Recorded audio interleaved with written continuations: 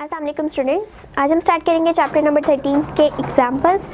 Example number 13.1 is 13.1 two bodies are oppositely charged with 500 microcoulomb and 100 microcoulomb charge. Find the force between the two charges if the distance between them in air is 0.5 meter. सो दो bodies हैं जो कि oppositely charge थी, उनके ऊपर charges भी हमें बता दिए गए हैं, देन उनके दरमियान सेपरेशन भी बता दी गई है। हमने क्या करना है, हमने सिर्फ force of attraction force find out करनी है। ये नहीं बोला कि फोर्स ऑफ अट्रैक्शन, सिर्फ फोर्स फाइंड आउट करनी है। इट मीन्स हमारे पास क्या है, सबसे पहले तो हम डाटा लिख लेते हैं। चार्जेस बताए गए हैं Q1 500 microcoulomb, Q2 is 100 microcoulomb and separation between these charges equals to 0.5 meter. ठीक, सो पहले तो हमें इस को चेंज करना पड़ेगा। इट मीन्स ये क्या बन जाएगा 500 इंटू 10⁻⁻6 कूलम। इसी तरह ये भी 100 इंटू 10⁻⁻6 कूलम। सो ये हमारे पास मीटर में है, यानी ये हमारे पास बेस यूनिट्स में ही गिवन है।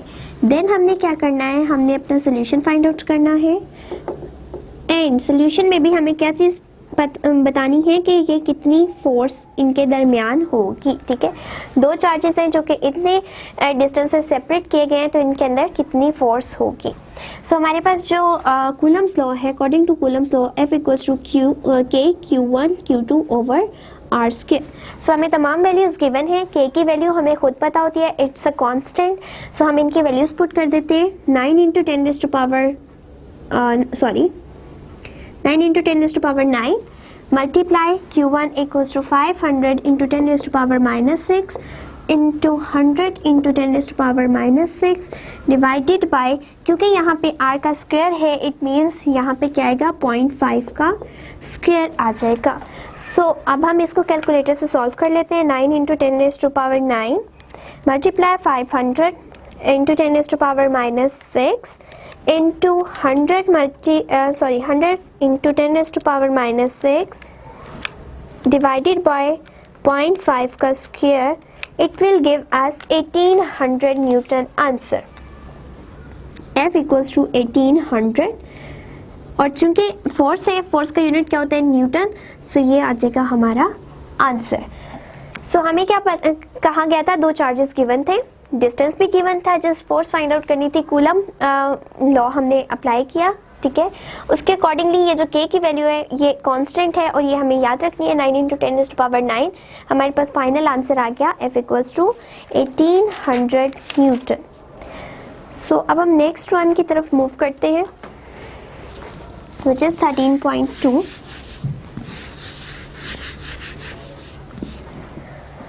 13.2 is the capacitance of parallel plate capacitor is 100 microfarad.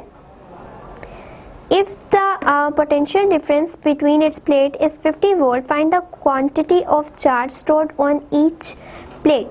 So हमें capacitance बता दी गई है, देन हमें पोटेंशियल डिफरेंस भी बता दिया गया है। हमने क्वांटिटी ऑफ चार्ज को बताना है जो कि स्टोर की जा सकती है उसके ऊपर, यानी वर्क डन कितना हो सकता है। सो हमें क्या क्या गिवन है, कैपेसिटेंस गिवन है and it is 100 microfarad and it will be 10 into 10⁻⁻6। Then next thing V, ठीक है, V हमें कितना गिवन है, इट इज 50 वोल्ट्स। Q हमें फाइंड आउट करना है। सो हमारे पास सिंपली क्या फॉर्मूला होता है, Q इक्वल्स टू CV, ठीक है। ये हमारे पास फाइंड आउट करने का फॉर्मूला है कि अगर हमें बताना हो कि Q कितना है तो वो किसके इक्वल होता है, जितनी हमारी कैपेसिटेंस होती है उसको जब हम मल्टीप्लाई करते हैं पोटेंशियल डिफरेंस से, तो हमारे पास Q की वैल्यू आ जाती है। सो वैल्यूज अप्लाई कर देते हैं। 100 इंटू 10⁻⁻6 इंटू 50, देन हम कैलकुलेटर यूज़ करते हैं। 50 multiply by 100 into 10⁻⁻6, it will give 5 into 10⁻⁻3 joule, ठीक है, जिसको हम अगर लिखना चाहें तो क्या लिख सकते हैं, 5 m millijoule. 13.2 is the capacitance of a parallel plate capacitor is 100 microfarad. If the potential difference between its plate is 50 volts, find the quantity of charge stored on each plate. So हमें capacitance भी बता दी गई है, हमें potential difference भी बता दिया गया है, एंड हमसे कहा गया है कि जो चार्ज स्टोर करवा सकते हैं हम प्लेट पे उसकी वैल्यू फाइंड आउट करके बताएं. सो हमारे पास डाटा में क्या क्या गिवन है, कैपेसिटेंस जो कि है 100 microfarad and it will be equals to 10 raised to power minus 6 farad. Potential difference हमें कितना given है, it is 50 volts. हमें क्या फाइंड आउट करना है, हमें चार्ज फाइंड आउट करना है कि कितना चार्ज इसके ऊपर एक प्लेट के ऊपर स्टोर हो सकता है अगर हम इतनी कैपेसिटेंस दें और इतना वोल्टेज प्रोवाइड करें. सो हमारे पास क्या फॉर्मूला है, Q इक्वल्स टू CV, ठीक, यानी C भी गिवन है, V भी गिवन है, हम चार्ज फाइंड आउट कर सकते हैं. वैल्यूज लगाएंगे, वैल्यूज हैं 100 into 10 raised to power minus 6 multiply by 50. So हमारा आंसर आएगा 100 into 10 raised to power minus 6 into 50. Q equals to 5 into 10 raised to power minus 3 coulomb, जिसको हम मिली में भी लिख सकते हैं क्योंकि 10 raised to power minus 3 है.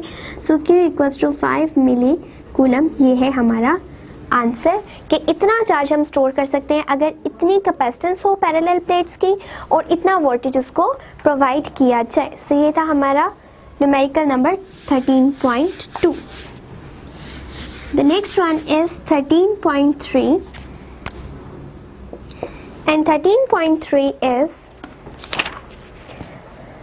3 capacitors with capacitance of 3 microfarad, 4 microfarad and 5 microfarad are arranged in parallel combination with a battery of 6 volt where 1 microfarad equals to 10 raised to power minus 6. Number A, find the total capacitance. Number B, total voltage across each capacitor. Number C, quantity of charge on each plate of the capacitor. So हमें एक combination provide किया गया है, parallel combination, और उसमें हमने 3 capacitors use किए हैं. So सबसे पहले तो हम डायग्राम बना लेते हैं, एक कैपेसिटर, दूसरा एंड ये है हमारा तीसरा. ये हमने 3 कैपेसिटर्स पैरेलल अटैच कर दिए हैं, ठीक. अब हम इसको वोल्टेजेस प्रोवाइड कर रहे हैं and it is 6 volt. C1 है हमारे पास 3 माइक्रोफैरड, C2 है 4 माइक्रोफैरड, C3 है 5 माइक्रोफैरड. सो हम डेटा में भी इसको लिख लेते हैं, मेंशन कर लेते हैं. C1 3 microfarad which will become 3 into 10 raised to power minus 6. C2 equals to 4 microfarad and it is 4 into 10 raised to power minus 6 farad. C3 equals to 5 microfarad which is 5 into 10 raised to power minus 6 farad. Battery से जो हम voltage provide करें वो कितने हैं, वो है 6 volt, ठीक है. हमने क्या क्या फाइंड आउट करना है, टोटल कैपेसिटेंस यानी C इक्विवेलेंट, इसको हम C इक्विवेलेंट का नाम देते हैं, ठीक है.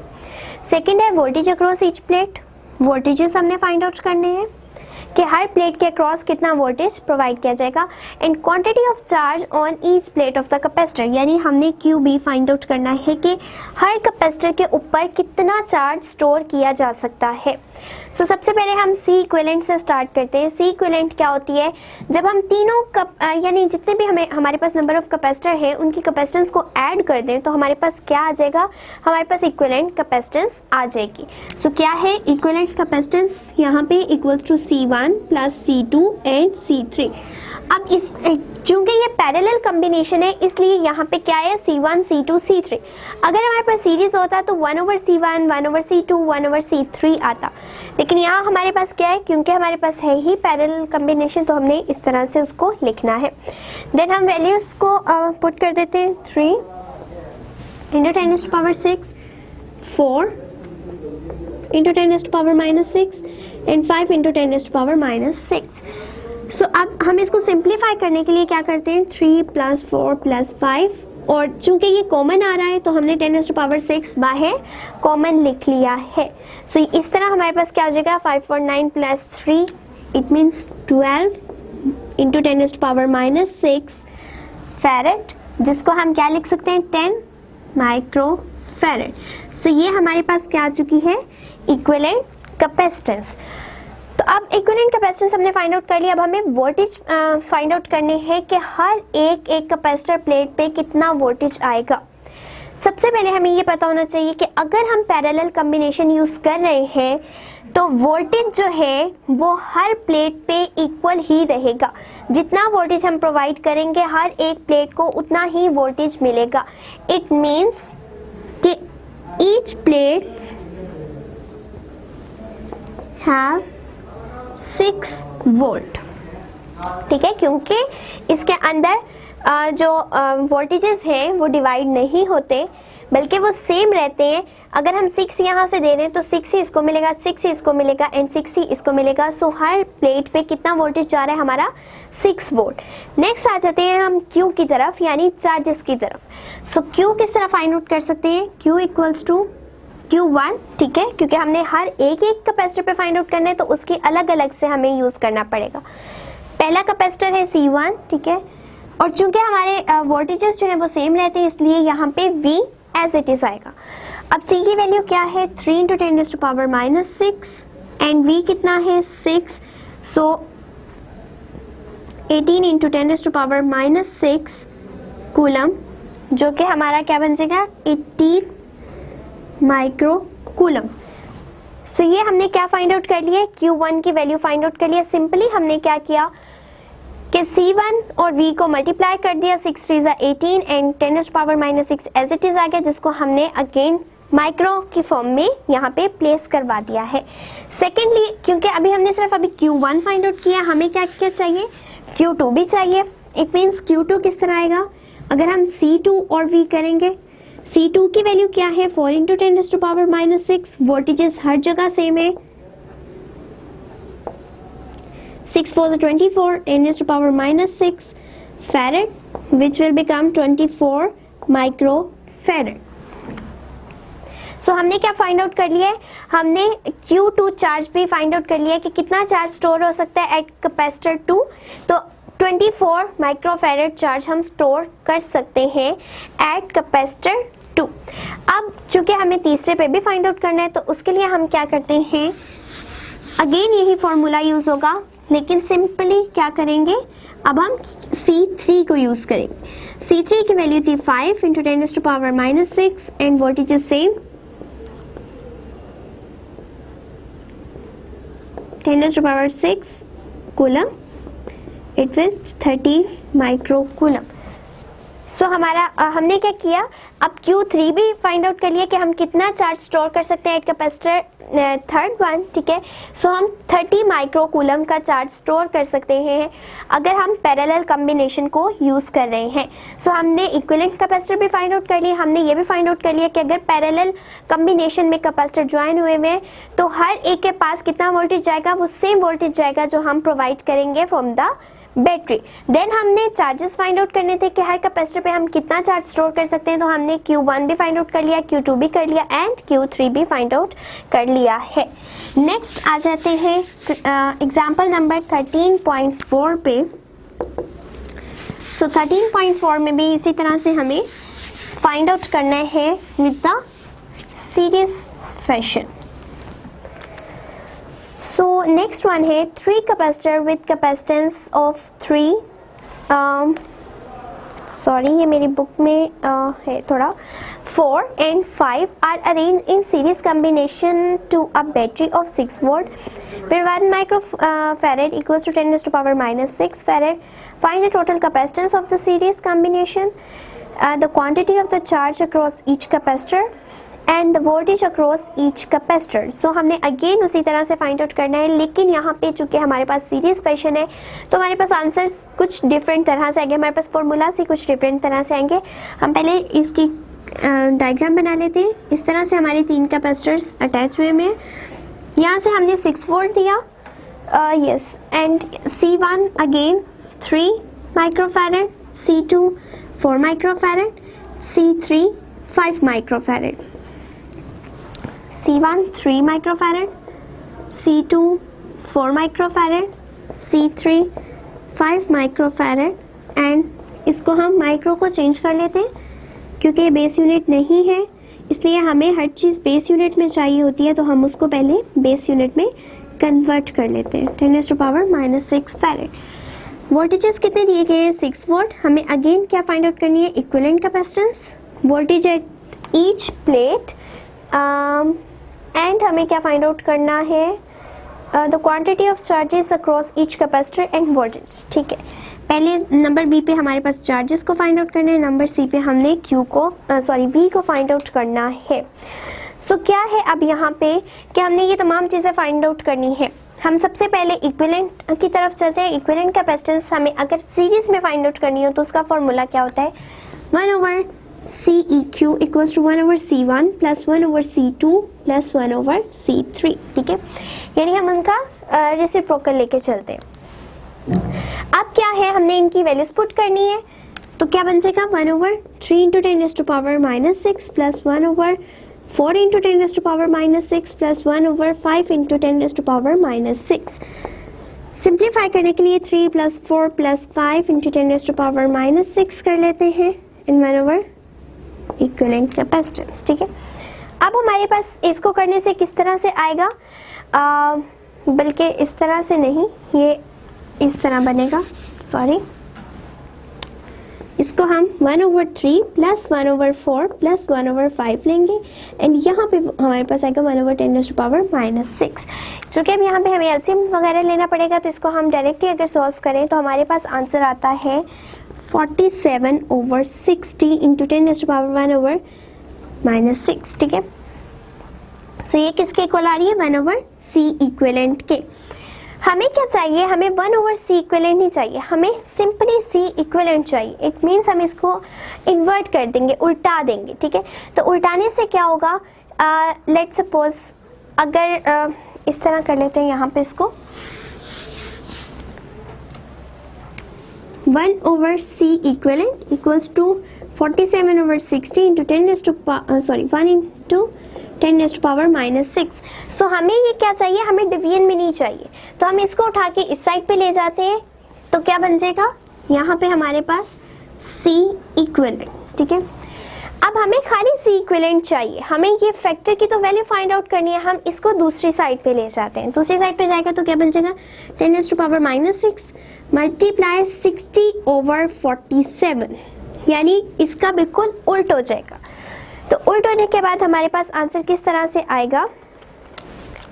60 / 47, it will give 1.27 which will become equal to 1.27 भी आप लिख सकते हैं, 1.3 भी लिख सकते हैं, 10⁻⁻6 C इक्विवेलेंट। अब आगे हम क्या करेंगे? क्योंकि हमारे पास ये किस तरह से है, यहाँ पे हम लोग 10⁻6 लिख रहे हैं, जिसको हम अगेन किस में? माइक्रो में कन्वर्ट कर सकते हैं। तो ये हमारे पास क्या बन जाएगा? 1.27 माइक्रोफैरेड C इक्विवेलेंट। सो ये हम लोगों ने क्या फाइंड आउट कर लिया? C equivalent for the series combination. सबसे पहले क्या है कि हमारे पास C equivalent for the series combination 1/C equivalent के फॉर्म में आती है, again 1/C1 + 1/C2 + 1/C3। Then सबकी वैल्यूज पुट की, 10⁻6 को मैंने कॉमन ले लिया, देन हमारे पास क्या आ गया? एक सिंप्लीफाई फॉर्म आ गई है, जिसका एलसीएम लेने के बाद हमारे पास क्या आ जाएगा? 47/60 × 10⁻⁻6, 1/10⁻⁻6। अब हमें क्या चाहिए? हमें तो C इक्विवेलेंट चाहिए। यहाँ पे हमारे पास क्या आ रहा है? 1/C इक्विवेलेंट आ रहा है। इट मीन्स कि हमें क्या करना पड़ेगा? इसको दूसरी साइड पे लेके जाएंगे एंड ये तमाम चीज़ें जब दूसरी साइड पे आ जाएंगी तो इन्वर्ट हो जाएंगी, यानी 60 नीचे था तो यहाँ जाके मल्टीप्लाई होगा, 47 पहले मल्टीप्लाई हो रहा था तो अब नीचे डिवाइड हो जाएगा। यहाँ पे 10⁻⁻6 भी डिवाइड हो रहा था, दूसरी साइड पे जाके मल्टीप्लाई हो जाएगा। सिंपली हमने सिर्फ इसको सॉल्व किया तो हमारे पास आंसर आ गया 1.27 और 10⁻6 एज इट इज आया, जिसको हमने माइक्रोफैरेड में अगेन मेंशन कर दिया है। अब नेक्स्ट हमें क्या फाइंड आउट करना है? नेक्स्ट हमें फाइंड आउट करना है Q, कि कितना चार्ज स्टोर हो सकता है। सो Q फाइंड आउट करने के लिए हमें क्या करना पड़ेगा? फॉर्मूला अप्लाई करना पड़ेगा। फॉर्मूला में क्या आएगा? C equivalent end voltage. अब हम यहाँ पे C इक्विवेलेंट को क्यों यूज करें? C इक्विवेलेंट इसलिए यूज हो रही है क्योंकि हमारे पास चार्ज हम लोगों ने फाइंड आउट करना है कि हर प्लेट पे कितना चार्ज स्टोर होगा।